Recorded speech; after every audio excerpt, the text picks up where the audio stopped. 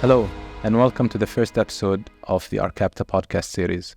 My name is Khalifa. I'm a director of MENA Real Estate.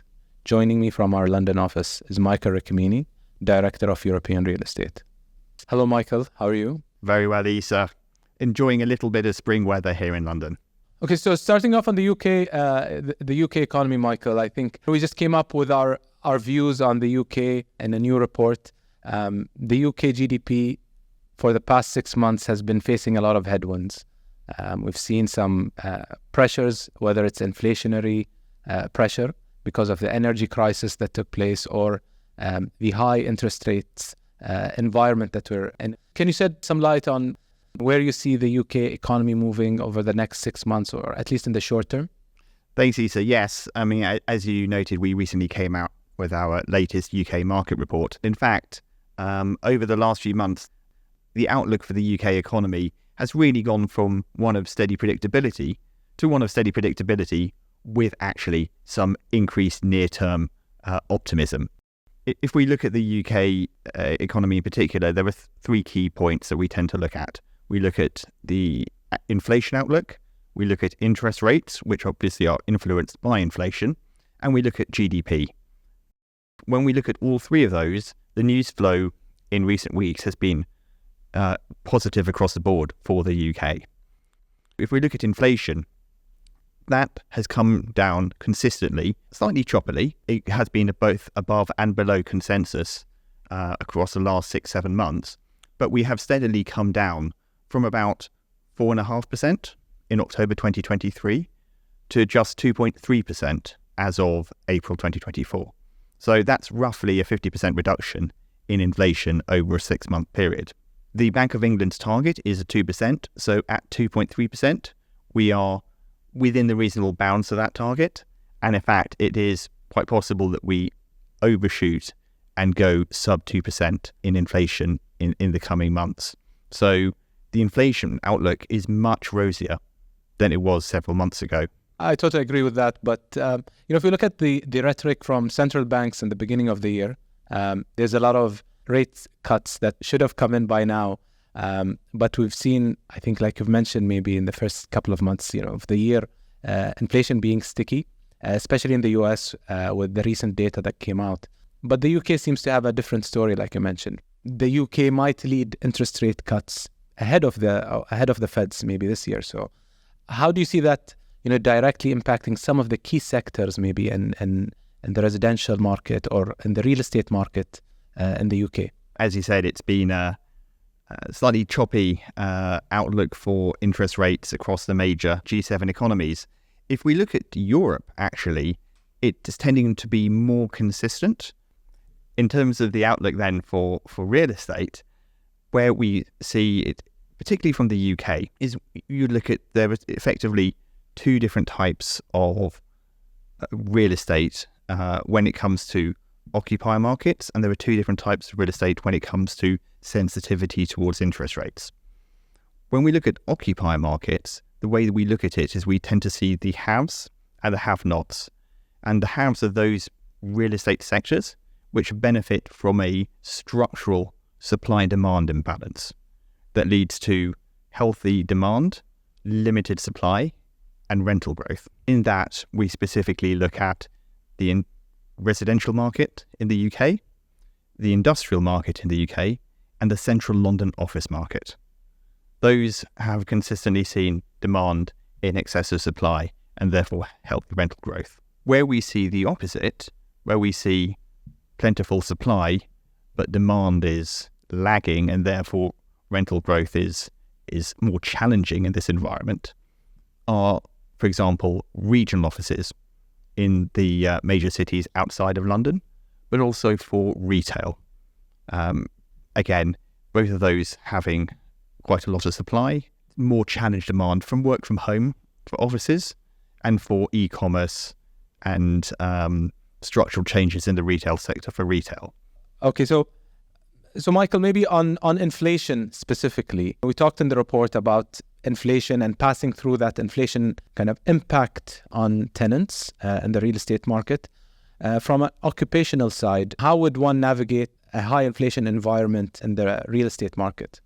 The way that we look at the impact on the real estate markets from an investor's point of view with the choppiness in inflation is, while we see inflation coming down, we're still mindful of the fact that it can bounce up and down.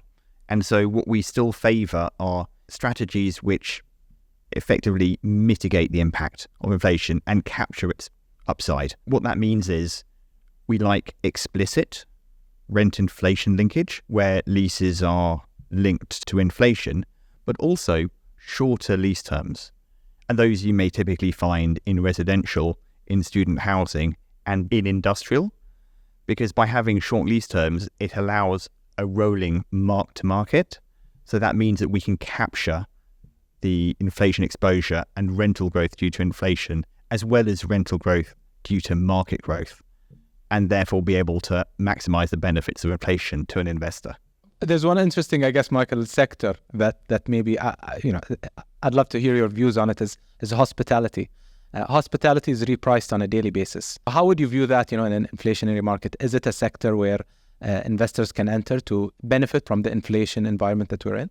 Absolutely. What we've seen with the hospitality sector, in common with the retail sector, is there has been over recent years a trend towards either the luxury end or the budget end. It's the middle market which has been squeezed. When it comes to the high end of hospitality, then you're seeing a relative inelasticity of demand. People want luxury, and the relative increases due to inflation in terms of the cost base, the labour for hospitality, you're seeing that being more able to be passed through. At the same time, on the budget sector, because budget hotels have less amenities, they have less labour and cost base for the services they provide, you're actually seeing less of an impact from inflation in that sector. And so both of those are relatively well positioned in such an inflationary environment, and actually we think they potentially offer some good opportunities for investors. I think taking these dynamics into consideration, I think, correct me if I'm wrong, there's capital that has been on the sideline, probably waiting for some displacement in pricing, if you will. Have you seen in any sectors places where prices were impacted by the environment that we're in, the high interest rate, the inflationary environment that we're in? I think there's absolutely been sectors which have been impacted by the current market dynamics, less so in a sense by inflation, and more so by the increases in interest rates that have been caused by that inflationary pressure. And so those rises in interest rates from mid-2022 onwards to summer 2023 basically saw the UK interest rate increase quite rapidly up to a plateau of 5.25%. And that has meant that financing costs have increased dramatically. That has affected some sectors which are more debt dependent or have an investor base which is more accustomed to utilising debt than others. So, for example, residential is generally the preserve of equity-rich investors. Central London offices as well. Those haven't been affected by the rises in interest rates. However, you are seeing the impact from the inflationary pressures, from the resulting interest rate rises and the higher financing costs to sectors such as regional offices, retail, but also industrial. Where we're seeing distress in the market, to the extent that we are in the UK, are in those sectors where it's a challenging occupier environment, as well as the impact from the increases in interest rates. I think, Michael, just before shifting maybe to logistics and some of the points that you've mentioned there, one question that I had on probably how the office market has been impacted regionally, maybe, and maybe to a lesser extent in central London. Are you seeing conversions as a trend taking place in London, and how easy it is? But is that one of the trends that you think would come out over the next couple of years? I guess the short answer to that, Issa, is that the office to resi trend is something which is very much talked about in the US, also talked about in the UK, but to a lesser extent. And the reason is, in the UK in 2013, 2014, there was a planning amendment which was done, which basically allowed an owner to convert offices into residential without planning permission, subject to a few conditions, one of which, importantly, was not touching the outside of the building, not touching the look of the building. And so what that meant is a lot of poor quality offices which had floor plates that were really adapted to change to residential were done in that 2014, 15, 16, 17 window. And so now, when we're seeing office values come down, certainly for poorer quality offices, you might think that there is a real opportunity to convert these to residential, but a lot of those which were already very well adapted for conversion have been done so already. So actually, I think in the UK we'll see less of that, although there are certainly still some properties where they are ripe for conversion, perhaps more actually, particularly somewhere like central London or big cities like Manchester, towards something like hotels rather than to residential.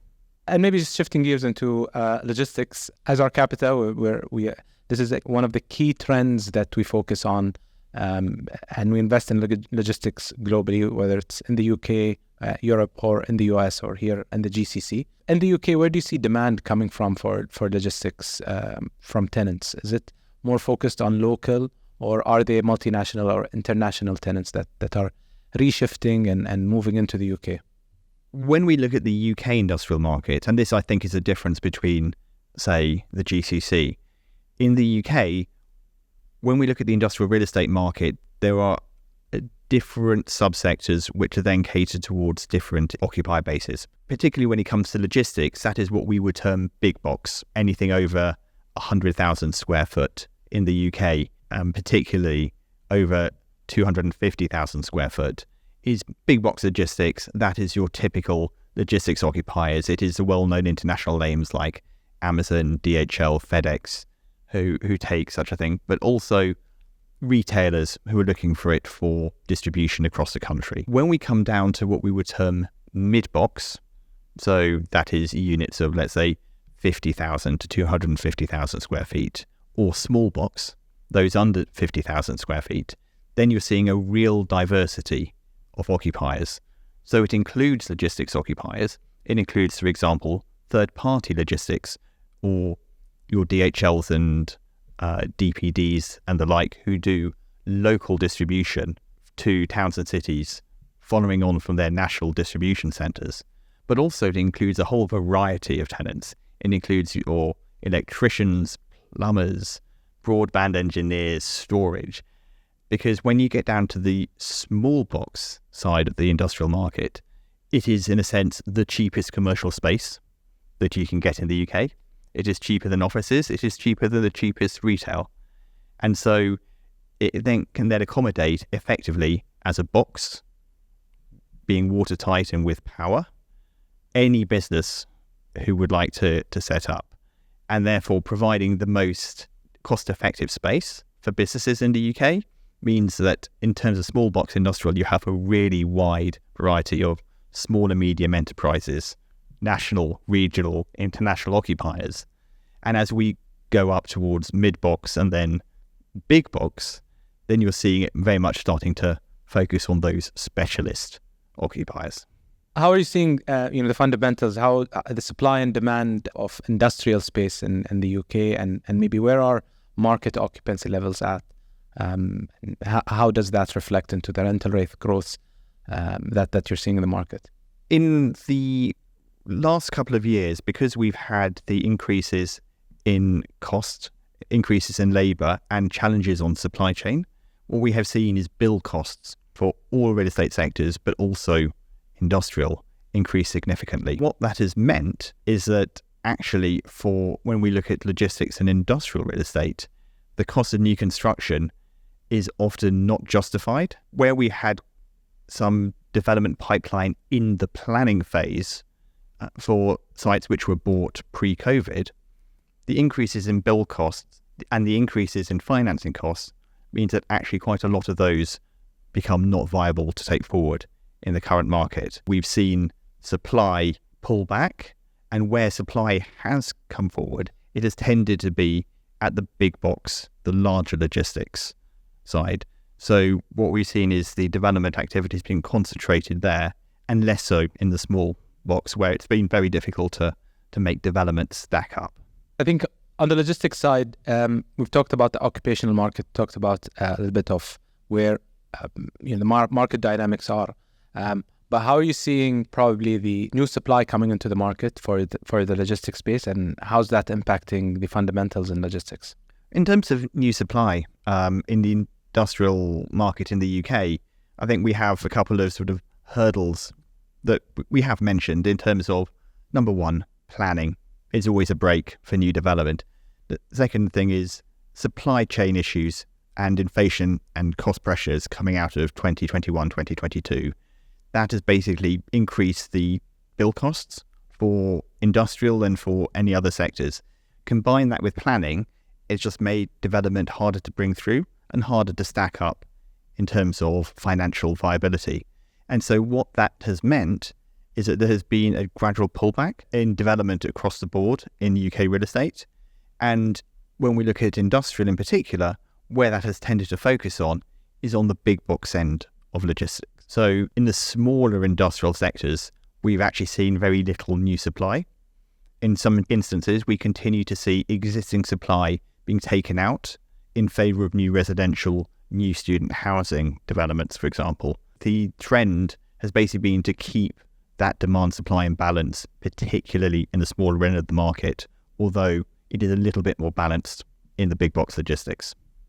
And I think that is very much a different dynamic to what you're seeing in the GCC. Yeah, definitely. So, for example, the GCC, we're seeing, high occupancy across the market, across the big cities. There's good demand coming in because of demographic change, economic growth that we're seeing in the region. But it'd be interesting to see from your end, Michael, how, in this case, the opportunities. We've talked about, we like multi-let, for example, and there's more and more limited multi-let because of the conversions, and the build cost and replacement cost has made it something where developers have stopped and new supply has been constrained. So in this case, how do we find these opportunities?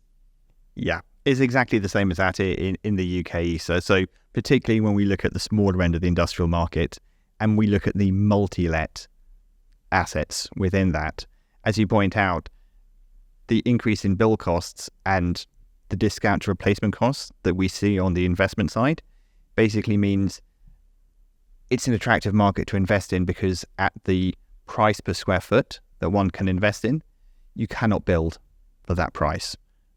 New build replacement costs are often double what you can invest in on existing assets. And therefore, you're seeing a good protection against new supply.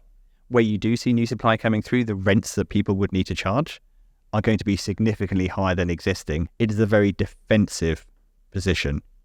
So, Michael, within our logistics focus, how would you view ESG, and how can you implement ESG into our investment focus or in our investment thesis?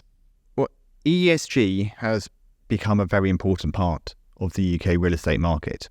So in part, that is because the UK was one of the first countries to sign up to a binding commitment to net zero, in the UK's case by 2050.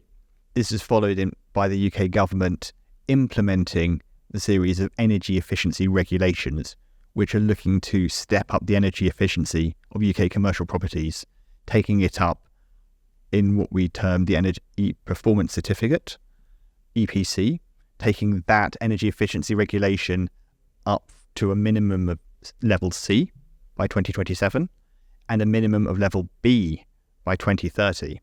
And that's something that has been very much picked up by the UK investor base, by the UK financial community. And so there is a real push in terms of new developments for them to be particularly A-rated, certainly B-rated, to make sure that they are compliant and future-proofed. But it also means that there's an imperative to upgrade existing older assets to those levels. At the moment, about 90% of UK industrial stock is not compliant with that EPC B target in 2030. This is a real key factor in UK real estate. I was going to say, Michael, that's another constraint on supply, right? Coming into the market over the next, and it's going to change the fundamental. If you imagine that although there are limited extra costs to bring a new development up to EPC A, even more so if you want it to be net zero to start with, but it just adds up to the cost of new development and therefore adds up to a higher rent, which needs to be charged on completion to make that financially viable. That's the right mix you want to be in, right? Where supply is constrained, high demand in the occupational market. That's where rental rate growths can be projected into the future. Exactly. And really for this reason that we see the most attractive investment environment at the moment in the UK in the industrial sector. And that's because you have, as you say, this combination of supply barriers, reduced structural supply compared to demand, as we see also in residential, as we see in student housing. But the industrial market is one that has repriced with higher interest rates, with higher financing costs. Therefore, with more attractive cap rates available, most attractive income returns available, but with the same level of structural demand-supply imbalance, we think that is the most attractive opportunity. To your point, you still need to focus on ESG and energy efficiency compliance, because while that is attractive now, to be on the right side of those regulations, we think provides added benefits. To be on the wrong side can give rise to additional risks.